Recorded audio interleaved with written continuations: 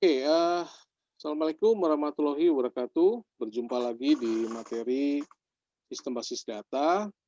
Kita sudah sampai di pertemuan yang keenam di minggu keenam.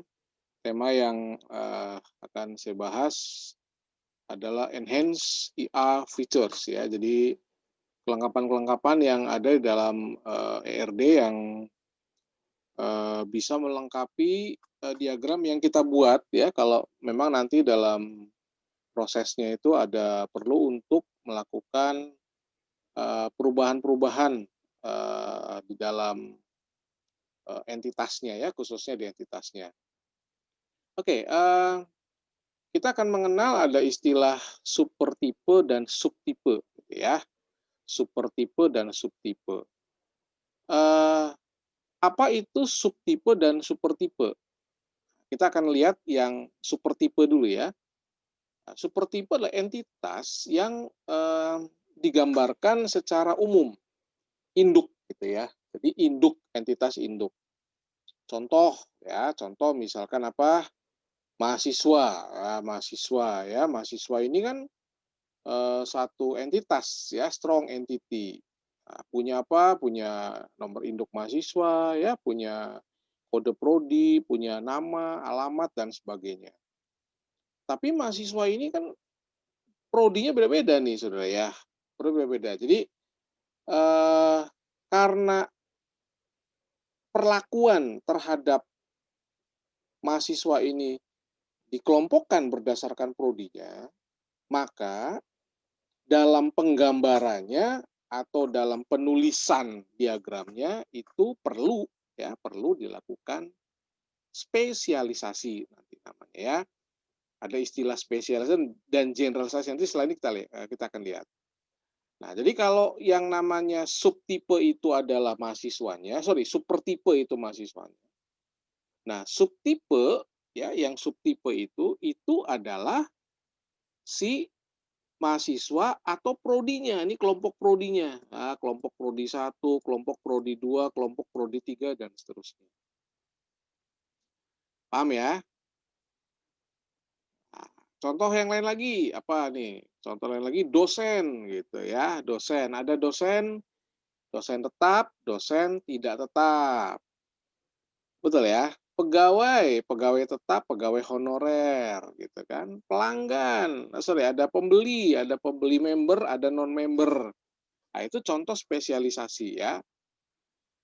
Nah, kalau generalisasi kebalikannya Saudara ya, kebalikannya. Jadi banyak atribut yang sama yang dimiliki oleh subtipe-subtipe tersebut sehingga pengolahan dilakukan tidak ke dalam subtipenya, tapi pengolahan cukup dilakukan di level supertipenya. Itu maksudnya. Ya, makanya ada generalisasi, digeneralkan. Oh, ternyata mahasiswa ini nggak dibedakan kok perlakuannya ya antara mahasiswa D3, S1, dan program diploma, contoh ya program profesi gitu ya. Nggak ada bedanya. Oh ya sudah kita generalkan saja. Tapi kalau ada memang kekhususan ya lebih banyak kekhususannya yang kita nggak bisa atribut yang khususnya itu cukup banyak saudara antara yang satu kelompok dengan kelompok yang lain yaitu kita perlu melakukan spesialisasi. Baik, next ya. Nextnya apa nih? Nextnya adalah definisi dari generalisasi dan spesialisasi. Generalisasi itu sifatnya bottom up gitu, dari bawah ke atas. Artinya dari subtipe-subtipe menjadi supertipe. Ya, jadi kelompok-kelompok katakanlah ini banyak mahasiswa program D3 sama program S1 gitu ya. Yang membedakan mahasiswa program D3 dan S1 cuma jenjangnya aja. Jenjang yang satu 101, yang satu diploma. Yang lainnya sama. Ya, dia punya nomor induk, dia punya nama, dia punya alamat dan seterusnya. Makanya dibuat aja, gitu kan? Dibuat aja, digeneralkan saja. Gitu. Jadi kita punya kelompok yang banyak dulu nih, kemudian daripada kita olah satu-satu nih entitasnya, ya lebih baik jadi satu aja gitu ya. Disederhanakan saja, digeneralkan. Itu namanya generalisasi. Nah, yang spesialisasi kebalikannya, Saudara. Kebalikannya, kita punya satu super tipe, ya tadi ya, kita punya mahasiswa nih, loh ternyata banyak atribut khususnya gitu di tiap kelompok mahasiswa ini. Ya, prodi ya nanti ada perbedaan ada oh yang satu nanti ada program magang, yang satu nggak ada dah. Lah ini yang membedakan yang begini-begini ya sudah kita super tipekan saja. Subtipekan saja. Spesialisasikan saja. Itu maksudnya antara generalisasi dan spesialisasi. Nah, kapan kita perlu melakukan generalisasi dan kapan kita perlu melakukan spesialisasi? Itu bergantung dari proses bisnis, permasalahan yang ada. Gitu. Jadi dari proses bisnisnya, Saudara, bukan asal-asalan gitu ya, nggak asal-asalan. Jadi dari proses bisnis itu kita bisa menentukan, oh ini perlu digeneralkan, oh ini perlu dispesialisasikan. Kira-kira seperti itu gambarannya. Ya. Oke, next ya. Nah, sekarang kita akan coba lihat penggambaran spesialisasi ataupun generalisasi itu biasanya digambarkan dengan ISA ini is-a. Ah, gitu ya. To be is a generalization. Lah apa bedanya yang atas dan bawah? Sebetulnya secara umum ya, hanya teknik penulisan, tapi yang bawah dan yang bawah itu disjoint generalization. Yang ini bisa generalization or specialization nih, karena panahnya begini. Kalau ini generalisasi jelas. Yang atas bisa generalisasi, bisa spesialisasi. Artinya biasanya kalau yang bawah ini sudah nggak ada atribut khusus lagi di dalamnya. Gitu. Atributnya itu udah melebur semua kayak satu. Ngerti ya Saudara ya? Jadi udah nggak ada ciri khusus lagi nih di kelompok-kelompok ini. Kita taunya ada kelompok ya, tapi semua atributnya sama gitu, di tiap kelompok itu. Nah, itu istilahnya adalah disjoint generalization. Lah kalau yang atas masih mungkin ada atribut yang berbeda di tiap kelompok itu. Ya, itu namanya spesialisasi atau generalisasi dengan ISA tadi. Baik ya, sekarang kita akan lihat saja langsung ke contoh ya. Kalau sudah ke contoh kan lebih mudah. Ilustrasi generalisasi ini ilustrasi ya. Katakanlah kita nih punya 3 jenis kendaraan bermotor. Ya, kita punya ada apa nih? Ada mobil, ada truk, ada motor. Ya, ada mobil, ada truk, ada motor. Apa yang membedakan antara 3 entitas ini? Ya, pertama, di mobil itu ada atribut jumlah penumpang. Betul ya? Di motor nggak ada. Motor nggak ada. Ya penumpang motor ya 2 orang kan logikanya harus. Tapi ada motor yang seorang ya, yang motor sport itu kan. Wah kalau buat boncengan nggak enak gitu ya. 1 orang. Terus kalau truk ada kapasitas ya, kapasitas muatan. Karena umumnya kalau truk itu bukan untuk transportasi manusia ya, tapi barang.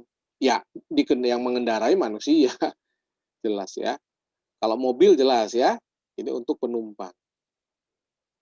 Nah, karena kita melihat yang atribut yang samanya itu lebih banyak dibanding yang nggak samanya, ya kalau yang mungkin motor kita abaikan aja lah ya, yang motor kan nggak ada jumlah penumpang, yang penting kalian bermotor gitu kan. Kok sama ya, ada model, ada ID kendaraannya udah ada, nggak akan hilang. Makanya kita bedakan jadi 2, saudara. Ya, dari 2 kelompok ini kita gabungkan. Motor ada di mana? Motor ada di sini, kan tadi udah ada. Ya, motor tuh ada ID kendaraannya, ada model, tahun, betul ya, nama kendaraan. Tuh, ya ini kan sama nih. Nih yang ini nih, saudara nih. Ya, dengan yang kita lihat tuh sama aja ya. Oke. Nah, yang tertinggal di mobil dengan yang tertinggal di dalam truk hanya jumlah penumpang dan kapasitas yang lainnya sama. Gitu. Ini namanya generalisasi dalam penulisannya tuh, saudara. Begini ya. Oke. Contoh lain, tadi ya udah saya singgung tuh mahasiswa ada apa? D3, S1. Yang beda apanya Saudara kira-kira? Kode prodinya atau nama prodi. Yang lainnya sama aja. Ya, sama aja kan?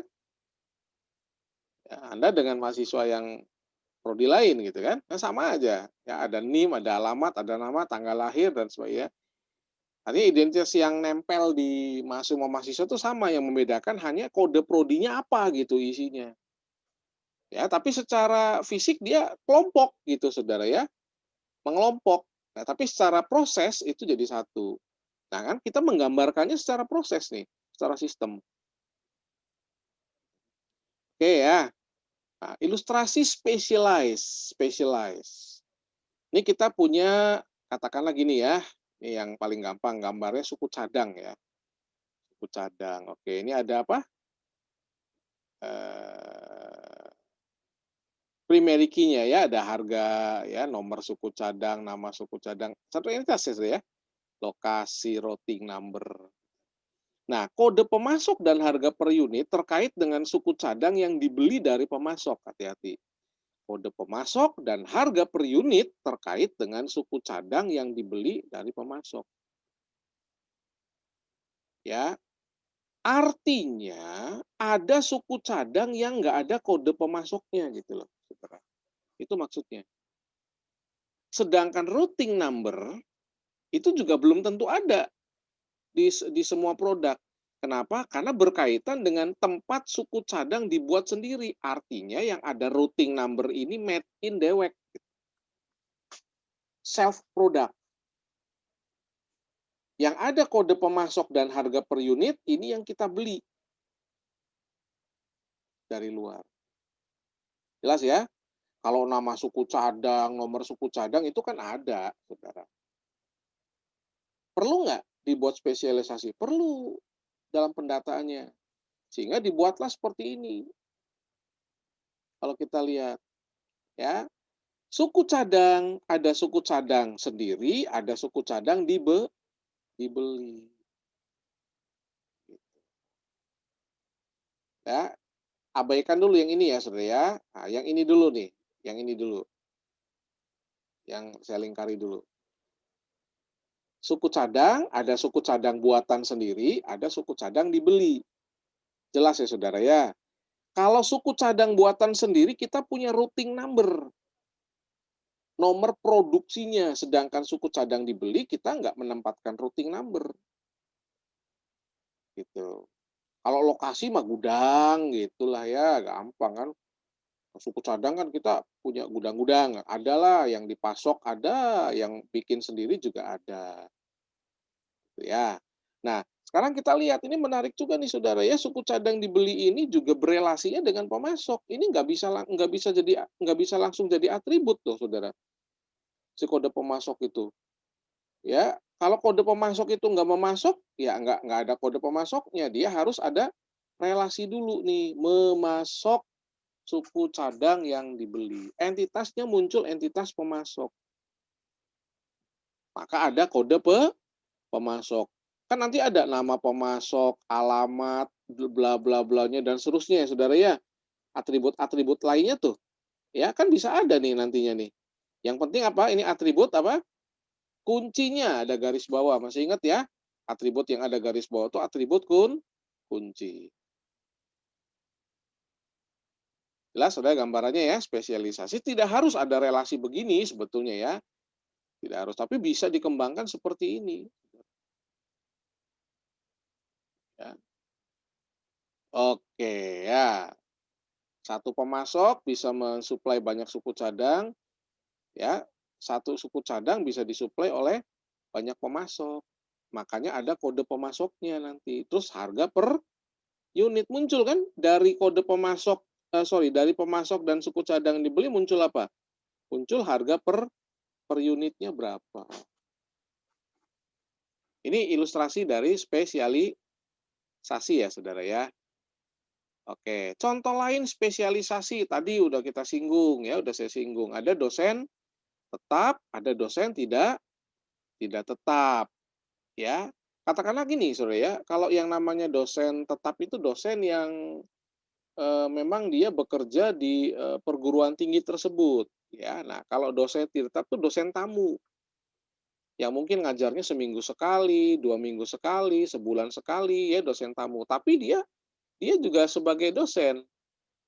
Katakanlah gini ya, aturan dosen itu harus punya kode dosen. Kalau sekarang istilahnya nomor induk dosen nasional. Ini kode dosen, ini kode ini NIDE-nya tuh ini. Saya jelas harus punya, ya kalau nggak punya saya nggak boleh ngajar, Saudara, ya. Nah, dosen di luar artinya kalau dia pengen tercatat kinerjanya sebagai dosen juga harus punya kode dosen secara nasional. Tapi dia bukan di universitas kita gitu.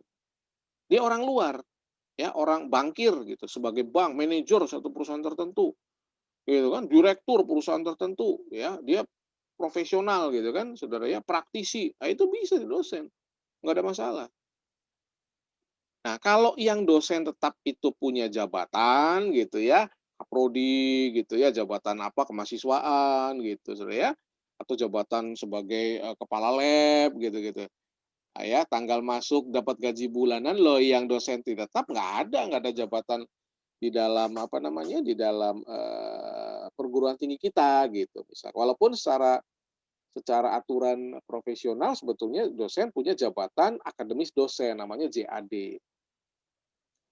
Ya, dia punya nama kantor nggak? Punya nama kantor tempat kerja dia realnya.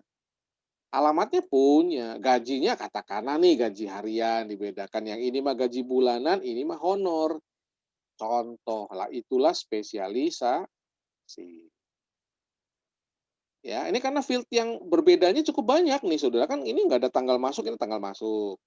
Bandingkan dengan tadi kendaraan, ya ilustrasinya, field yang berbeda hanya apa? Satu, jumlah penumpang, ya yang satu kapasitas, yang lainnya ID kendaraan, model, tahun, dan sebagainya ada. Ini contoh spesialisasi. Baik ya, mudah-mudahan ini cukup jelas dulu ya, 2 bagian awal. Jadi kita sudah membahas ada 2 tuh ya, ada apa tadi, generalisasi dan spesialisasi. Oke, sekarang fitur yang ketiga ya, agregasi. Oke. Nah, kalau agregasi mungkin, agak agak asing ya terdengar, tapi kalau Anda pernah dengar agregat, ya kalau di permainan, sepak bola tuh ada, gini, kalau sudah masuk ke babak gugur gitu ya, satu tim ketemu kompetisi penuh berarti satu tim ketemu 2 kali ya, satu main kandang, satu main tandang gitu. Gol yang pernah dicetak di satu pertandingan tuh nggak hangus, nggak cuma, "Oh yang penting dia menang," enggak. Yang penting serinya berapa? 0-0 apa 1-1 apa 2-2 apa itu dihitung jumlah golnya. Lah itu namanya agregat. Akan diperhitungkan gitu, Saudara, ya. Nah, relasi yang sudah kita kenal tadi, itu terbentuknya kan dari 2 entitas yang saling berhubungan. Ada entitas mahasiswa dengan entitas mata kuliah. Mahasiswa belajar mata kuliah, dosen mengajar mata kuliah, contoh, Saudara. Betul ya? Nah, itu 2 entitas yang berhubungan, binary lah yang paling mudah ya. Dia, apa namanya, berhubungan, satu entitas yang lain berhubungan melalui satu relasi. Tapi, ya relasi itu nggak hanya entitas ke entitas gitu, Saudara. Bisa entitas ke himpunan relasi. Jadi mahasiswa ngambil mata kuliah, ini kan himpunan nih, Saudara. Nah, himpunan ini nih berelasi dengan satu entitas. Contoh, itu namanya agregasi. Nah, dia bisa berelasi ke bawah dengan entitas yang lain, himpunan, kalau terjadi relasi. Kalau ini nggak terjadi relasi, ya dia nggak bisa berelasi dengan entitas yang lain. Itu namanya agregasi. Jadi harus jalan dulu gitu, ya. Harus terjadi dulu proses relasinya, baru dia bisa berelasi dengan yang lain. Itu namanya agregasi. Oke ya? Karena ini agregasi himpunan relasi yang secara langsung menghubungkan sebuah himpunan entitas, awas, dengan himpunan relationship, bukan entitas dengan entitas, itu bukan agregasi namanya, relasi biasa. Oke, real ya, langsung contoh biar gampang contoh aja. Ilustrasi agregasi. Kita punya mahasiswa, kita punya mata kuliah, banyak ke banyak. Satu mahasiswa bisa mempelajari banyak mata kuliah, satu mata kuliah bisa diambil oleh atau dipelajari oleh banyak mahasiswa. Jadi N ke M atau M ke N, banyak ke banyak. Akan menghasilkan apa namanya, Saudara? Nilai. Ketemunya mahasiswa dan mata kuliah menghasilkan nilai. Kartu hasil studi, transkrip nilai. Oke? Kalau mata kuliah ya, awas, diambil oleh mahasiswa dan mata kuliah itu mata kuliah yang berpraktikum, Saudara, maka mahasiswa baru bisa mengikuti praktikum dan dia punya nilai lagi, Saudara hati-hati, kalau dia ngambil atau mempelajari mata kuliah tersebut. Itu namanya agregasi. Muncul apa? Ada kode praktek. Namanya siapa, jumlah jamnya berapa, nilai. Jadi nggak bisa sembarang mahasiswa ikut praktikum gitu. Hanya mahasiswa yang ngambil mata kuliah tersebut. Itu namanya agregasi. Dan aturannya bahwa kalau dia absen di mata kuliah teori, ya seminggu ketemu 2 kali nih, Senin teori, Rebo praktek. Kalau Seninnya dia nggak ikutan teori, maka dia nggak bisa praktek di hari Rebo. Itu namanya agregasi. Jelas ya, Saudara ya? Oke, punya contoh lain nggak agregasi? Ya, banyak ya agregasi itu kan. Contoh ya, mahasiswa mengambil skripsi. Terus berelasi dengan apa? Mahasiswa mengikuti bimbingan dengan siapa? Dengan dosen. Dosen membimbing, ini nih, yang di kotak itu mahasiswa mengerjakan skripsi. Jadi dosen itu membimbing mahasiswa yang mengerjakan skripsi. Itu agregasi. Ya kan? Betul nggak? Ada nilai bimbingannya, tanggal bimbingannya berapa dan sebagainya. Ya, mahasiswa mengikuti skripsi ada nilai apa? Nilai tugas tugas akhir, nilai sidang. Munculnya apa? Nilai sidang. Contoh misalkan, Saudara ya. Nah, itu agregasi. Nah, hati-hati di dalam kita membuat agregasi ya, nggak semua dibuat agregasi, hati-hati. Agregasi tadi ya hanya terjadi kalau gini, satu proses untuk berelasi dengan satu entitas itu harus berjalan dulu proses itu. Itu baru kita melakukan proses agregasi dalam diagram. Kalau nggak perlu. Ya, kalau nggak perlu. Oke ya, Saudara. Nah, ini ada batasan relasi ya. Kalau batasan relasi sih sebetulnya gampang. Batasan relasi itu ada total participation, ada partial participation. Ini supaya Anda ngerti aja ya, supaya lebih jelas. Ada partisipasi total, ada partisipasi sebagian. Nah, yang namanya partisipasi total itu dia bergantung dari entitas lain. Kalau entitas A itu nggak muncul, entitas B nggak bisa muncul. Itu namanya partisipasi total. Contoh, ya, mata kuliah sama dosen, Saudara. Dikatakan kenapa berpartisipasi total? Ya nggak ada dosen kalau nggak ada mata kuliah kan gitu. Sebaliknya nggak ada mata kuliah kalau nggak ada yang ngajar. Lah itu partisipasi total. Contoh ya, Saudara ya. Total participation double garis. Cara nulisnya sebetulnya ya. Tapi banyak juga yang nulisnya dengan single garis. Ya, total ya. Oke. Apalagi? Yang total apalagi? Bisa gambarkan dosen, ngajar, mata kuliah. Apalagi? Yuk. Bisa ya? Nanti kalau diminta untuk mencari contoh yang partisipasi total, harus bisa ya. Oke. Nah, kalau yang sebagian, ya, dosen mengkoordinir dosen ya, satu dosen mengkoordinir banyak dosen. Betul ya? Oke. Kenapa partisipasi sebagian? Ya kan nggak semua dosen jadi koordinator, Saudara ya. Jadi kaprodinya, kasihan kaprodi yang lama nanti gitu ya, nggak dapat jatah kaprodi. Ini melas, Saudara ya. Nggak apa-apa deh ya, satu aja kaprodinya kan. Ya, semua-semua mau jadi kaprodi gimana, Saudara ya? Satu aja kaprodi itu ya. Oke, contoh ya, ini namanya partisipasi sebagian. Ya, kaprodi itu dosen juga gitu maksudnya sih ya, dosen juga. Baik ya, ini ada konvensi penamaan, saya tambahkan ya. Jadi kalau mau pilih nama untuk entitas, atribut, relasi itu yang menggambarkan maknanya.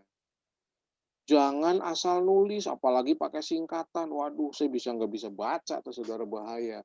Bukan nggak bisa baca, nggak ngerti artinya nantinya. Ya, gunakan nama tunggal untuk entitas, ya, capital sebaiknya. Sebetulnya ini bukan aturan ini ya, tapi memang disarankan supaya memperjelas saja, ya, capital awal untuk atribut, ya, kalau relasi, kalau entitas menggunakan, kata benda ya, kalau relasi menggunakan kata kerja. Lah ini sebetulnya, otomatis nanti harus Anda pahami saat Anda membuat diagram. Baik. Nah, alat bantunya ini sih silakan ya relasi, relatif Anda mau pakai alat bantunya apa ya, saya sih sering pakainya Visio, yang gampang aja ya. Mungkin Anda pakai iArwin ya, DB Designer, bebas lah sekarang udah wah banyak lagi nih so kalau tambahin ya, silakan. Jadi kalau bikin flowchart gitu ya, bikin ERD itu udah ada toolsnya gitu. Jadi silakan Anda Anda guna tuh gampang kok ya. Itu gampang. Utility namanya, tinggal tinggal coba-coba aja gampang ya. Antar muka yang mudah digunakan gitu tuh, biar nggak pakai bolpen pensil gitu maksudnya. Baik, ya pakai Microsoft Word aja bisa kok, ada drawing di situ, ya bisa. Baik ya, Saudara ya. Oke, sudah sampai di akhir. Ada latihan yang nanti saya posting, latihan ya, sifatnya latihan. Nanti di latihan itu tolong untuk bisa melengkapinya, apakah itu kalau memungkinkan ya dengan generalisasi, dengan spesialisasi, atau mungkin juga ada agregasi di dalamnya. Silakan. Ya, jadi jangan membatasi proses yang memang memang kita kita rancang gitu dalam ERD kita. Ya, karena apa? Karena instrumennya ada, gitu. Tools-nya ada untuk membuat itu. Nah, silakan dicoba. Ya. Baik, terima kasih bagi yang sudah mendengarkan dan mempelajari apa yang sudah saya jelaskan di pertemuan minggu ke-6. Semoga bermanfaat untuk kita semua, apa yang sudah saya sampaikan, memperkaya lagi wawasan kita, khususnya dalam mempersiapkan kita nanti untuk menuju ke admin database ya, bagaimana Anda nanti bisa menciptakan sebuah database yang aman, ya, berbarengan dengan program aplikasi yang nantinya Anda rancang. Demikian ya saya sampaikan, akhir kata saya ucapkan wassalamualaikum warahmatullahi wabarakatuh.